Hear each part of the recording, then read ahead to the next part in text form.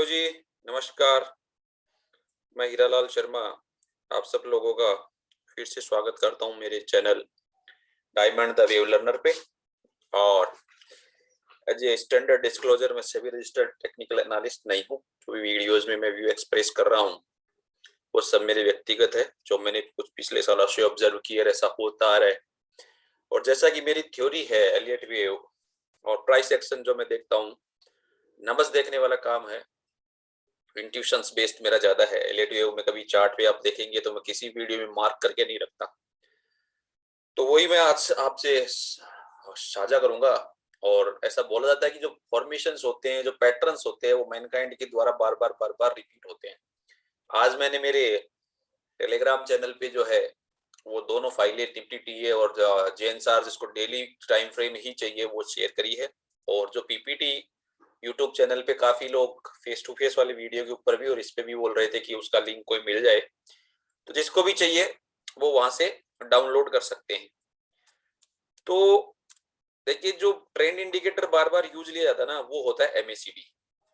ये monthly time frame है और ये जहां से जो चला है, यहाँ से ये मान लो कि ये तो लेट कटेगा छोटे टाइम फ्रेम पे, लेकिन यहाँ से चला है तो ये अब जाके यहाँ पे आपके आसपास आ गया है। इस महीने क्लोजिंग पे ये क्रॉस ओवर हो जाएगा, तो इसका मतलब है कि बाजार में जो ये ट्रेंड जो डेवलप हो रहा था, ये एक अब साइडवेज ऐसे कुछ रेंज बन जाएगा।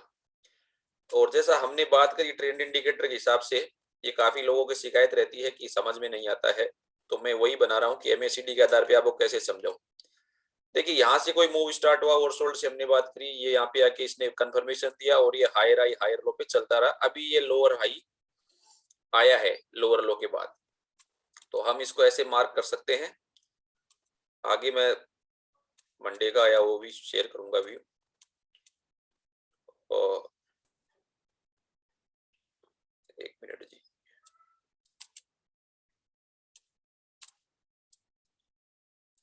तो जो चैनल है वो आप ऐसे लगा के रख सकते हैं कि थोड़े टाइम के लिए, ये लंबा टाइम फ्रेम है वीकली, तो ये कुछ ऐसे काम होगा। ये देखिए एकदम सपोर्ट जो चलता है। चैनल कैसे काम करते हैं, ये एलियट चैनल है, अपने पहले हाई को दूसरे हाई कनेक्ट करके, और ये मैं सुपर ट्रेंड इस पे ड्रॉ कर देता हूँ, तो ये सेल में आ चुका है।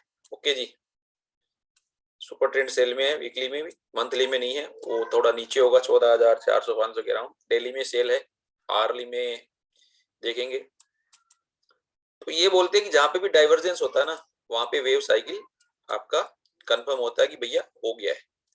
तो अगर आप देखेंगे ना, यहाँ के मुकाबले जो एमएसीडी था, ये जो एमएसीडी का रीडिंग है, मैं एरो के थ्रू मार्क करता हूँ, ये आप रेंज देखिएगा जी, ये वाली एक रेंज थी और सेम ऐसी एक रेंज में एमएसीडी पे ड्रॉ कर देता हूँ, यहाँ से लेके ये यहाँ तक। तो अब आप ऐसे देखेंगे तो आराम से आपको दिख रहा है कि यहाँ से ये हाई बहुत ऊपर था, ये आपका 15,400 था और ये आपका 18,600 था, ये जो हाई था। ओके, एमएसीडी पे सीएम यही चीज दिखाता हूँ, जो बोलते हैं विरोधाभास क्या होता है, ये देखिए विरोधाभास, ये कुछ अलग है और ये कुछ अलग है। तो जब ये ट्रिगर हुआ ना, तो हमको मालूम था कि जो एक फेस चल रहा है, अगर वो 7500 से नहीं, तो आपका जो 14,151 जो चल रहा है, एटलीस्ट वो तो ट्रिगर हो गया है। ठीक है, और अभी ये मोमेंटम में इतना गैप है ना, तो अभी भी ये मार्केट जो है साइडवेज या डाउन ही है, इतना अभी तेज नहीं है कि हमको नई हाई मिल जाए या कुछ मिल जाए। करेक्टिव वेव्स आ सकती है, नो डाउट, कंसेप्ट समझने का प्रयास करना चाहिए। तो 14,151 से अगर मैं रिट्रेसमेंट लगाऊं कि कौन सा रेंज है जो इंपॉर्टेंट होता है, तो यहां से देखिए ये मैंने यहाँ ड्रॉ किया और ये मैंने इसको यहाँ प्लॉट कर दिया। अब मिनिमम जो 50-60% का हम बोलते हैं वो कहाँ आ रहा है, 16,375 हो गया और गोल्डन रिट्रेसमेंट है 15,850। तो एक तो ये रिट्रेसमेंट काम आ सकता है। दूसरा, अगर रिट्रेसमेंट हम इसको ऐसे करें, ये कंप्लीट मैं आज आपको वैसे समझा रहा हूँ, ये तो सॉरी मैंने वही लगा दिया, एक्सटेंशन लगाना था, ये मैं लगाता हूँ एबीसी से, ये मेरा ए था यहाँ तक, ये मेरा वी वेव था और सी वेव मेरा कहाँ तक हो सकता है। तो देखिए 16,375 आपका 50% रिट्रेसमेंट था ये बड़ी वेव का।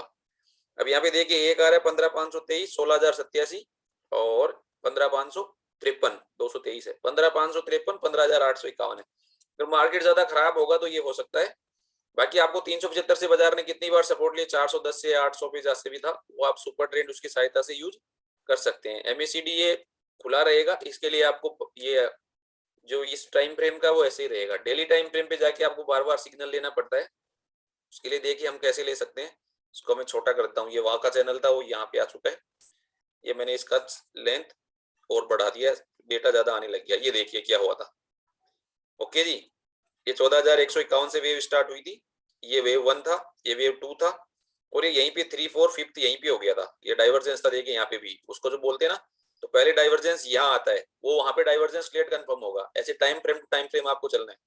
तो जब इसने यहाँ पे टाइम फ्रेम पे दिया ना, मैं ऐसा कैसे लगा के छोड़ता हूँ, देखिए यहाँ पे एमएससीडी का आपको जो बताया पढ़ा करके, ये यहाँ पे कर्सर है और मैं इसको देखिए अब दिखाता हूँ। ये देखिए कितना डाइवर्जेंस है, आपको दिख रहा होगा। मैं रेंज बना देता हूँ इसमें।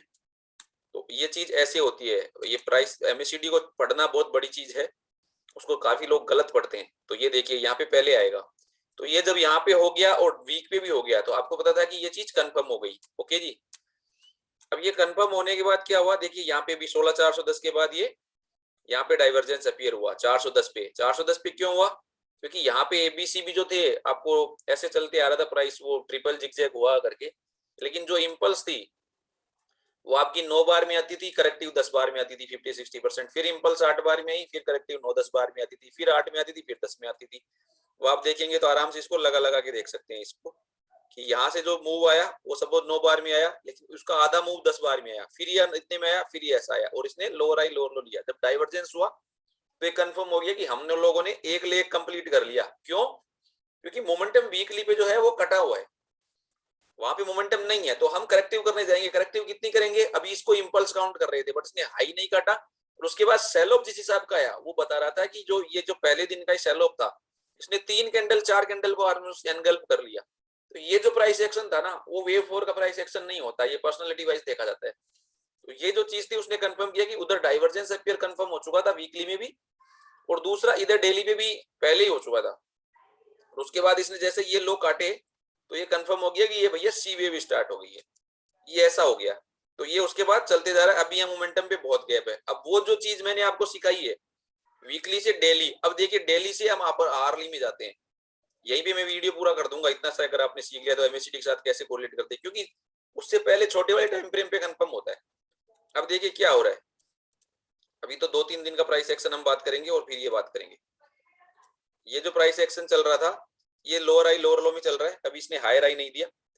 18,350 के बाद से देखेंगे तो आप बीच में करेक्टिव वेव्स आती है, क्योंकि देखिए यहाँ डाइवर्जेंस अपीयर होगा, फिर करेक्टिव वेव आई, फिर ये वो वापस लोअर आई लोअर लो में चलने लग गया, डाइवर्जेंस नहीं है। अब क्या हो रहा है, यहाँ पे एमएससीडी का रीडिंग कुछ और है 16,203 पे, और ये जो कल बना वहां पे कुछ और, अभी कंफर्म नहीं हुआ। बट क्या हो रहा है, कल काफी लोग ऐसे थे, और इवन यहाँ पे भी काफी लोग थे, यहाँ ये जो था, ये देखिए गैप अप होते हैं, ये सी वेव के साइन होते हैं, जब तक हाई नहीं कटे तब तक मैं वो इनवैलिडेशन लेवल इसीलिए देता हूँ बार बार कि उसके बाद ही कंफर्म होगा।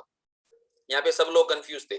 तो ये क्या हुआ था यहाँ से कि ये कुछ ऐसे हुआ था, मैं सारे लेवल लगा लगा के दे रहा हूँ ताकि कंफ्यूज नहीं हो क्या हो रहा है, और वो बता दूंगा मंडे को क्या लग रहा है। यहाँ से ये ऐसे हुआ था, ये ए, देन ये बी, और देन ये सी और हो गया था। तो उसके बाद ये जो था ये वेव 1 था, ये वेव 2 था, ये चला गया यहाँ पे। अब इस वेव 2 के अंदर हम क्या कर सकते हैं कि जब भी ये वेव 2 है ना, इससे हाई से जो 15 का हाई बना था वो मैंने लगाया, अगर ये गोल्डन रिट्रेसमेंट के नीचे आ जाता है, ये गया 80 तक, लेकिन अगर इसके नीचे आ जाता है तो आप इस हाई का स्टॉप लॉस देके शॉर्ट कर सकते हैं पर्सनैलिटी के हिसाब से। फिर वो क्या हुआ, यहाँ से जो था ये वेव 1 था, ये 2 था, और ये 3 था, और ये देखिए इसमें भी क्या हुआ था, कल जो मैंने लेवल दिया था वो ये वेव 1 का लो देखिए, ये क्या था 16,478.65, इसने नहीं काटा। वो इसने क्या हाई दिया है 16,456। तो जब तक ये हाई नहीं कटेगा तब तक उम्मीद है इसके नीचे एक और लो बन जाए, क्योंकि यहाँ से 1 2 3 4 और 5th बाकी है, और वो अगर उसके बाद रैली आता है तो डाइवर्जेंस कंफर्म हो जाएगा, ये बहुत बड़ा डाइवर्जेंस होगा। तो हम ये उम्मीद कर सकते हैं कि एटलीस्ट जहां से चल रहा है, पहले तो ये वेव काउंट आएगा, उसके बाद जो है वो ये वेव काउंट आएगा, ऐसे अलग अलग काउंट चलते जाएंगे, वो करेक्टिव रैली आएगी 50-60%। ठीक है जी, तो वो चीज ऐसे चलती है। उसके बाद क्या होता है, ये प्राइस एक्शन हो गया अभी तक का, अब ये डाइवर्जेंस अपीयर हो रहा है। तो मंडे को एक और सिनेरियो क्या हो सकता है, मैं आपको पॉसिबल सिनेरियो बताता हूँ छोटे टाइम फ्रेम पे कि क्यों हुआ ऐसा। क्योंकि मेरे को ये सस्पिशियस है, यहाँ से ये 1 2 3 4 5 हुई कि नहीं हुई ये पता नहीं, लेकिन जो एक करेक्शन आ रहा ना, इस करेक्शन में क्या हो रहा है कि ये जो है, ये देखिए फ्लैट आया ABC, ठीक है, पहला आप नोटिस करना इस चीज को, क्योंकि इसमें 5 लेग नहीं थे, ये फ्लैट था, और उसके बाद ये दोबारा गया और ये टर्मिनेट हुआ ABC फ्लैट में, उसके बाद ये गया फिर सडन रिट्रेसमेंट, तो यहाँ से फिर ये जिगजैग हो गया, पहले सिंपल फ्लैट बना और फिर जिगजैग बना 50%, यहाँ पे BVF 50 तक गया क्योंकि दूसरा लेग 50 60 जाता है, और फिर इसका इसने पूरा एंटायर वो कर दिया। कि ये कई बार मार्केट की प्रोफाइल अलग अलग होती है, हम लोग जो सोचते हैं वैसा जरूरी नहीं वैसा ही हो। अभी देखिए इसने क्या किया है, ये आपका ये हो गया है, ठीक है। तो अगर ये 1.382 से ज्यादा नीचे ट्रेड नहीं करता है, ठीक है जी, तो और 1.61 भी है, या पुराना लो ले सकते हो, उसको ब्रेक नहीं करता है और गैप अप खुलता है, गैप अप खुलता है, ये चीज बड़े काम की है, गैप अप खुलता है, तो हम जो है, क्योंकि आर में अपने पास डाइवर्जेंस अपीयर हुआ है, वो मतलब अभी तो कंफर्म नहीं हुआ, वो लेट होगा, तो ये हम ऐसे लगा के और ऐसे इसको सी या थर्ड वेव के लिए कर सकते हैं, क्योंकि ये वहां से फिर वापस थर्ड वेव आएगा ऊपर की तरफ, उसके लिए ये हाई कटना जरूरी है और वो लो प्रोटेक्ट रहे, क्योंकि वहां पे डाइवर्जेंस है आर पे और 15 मिनट पे भी कंटिन्यूएशन के साइन है, तो ये एक पॉसिबली हो सकती है। उसके लिए जरूरी है कि मार्केट थोड़ा ऊपर खुले और इन लो को ब्रीच नहीं करे, क्योंकि हमने मान लिया 1.382 के नीचे लगातार 15-20 मिनट अगर वो ट्रेड करता है तो हम उस चीज को फिर गलत कर लेंगे और एक और लो आ सकता है, ऐसा उम्मीद है। मार्केट के और कुछ सिनेरियोज अलग अलग चलते रहते हैं, वो मैं अलग है, वो नहीं कह रहा कि वही होगा, बट ऐसी पॉसिबिलिटीज अभी है।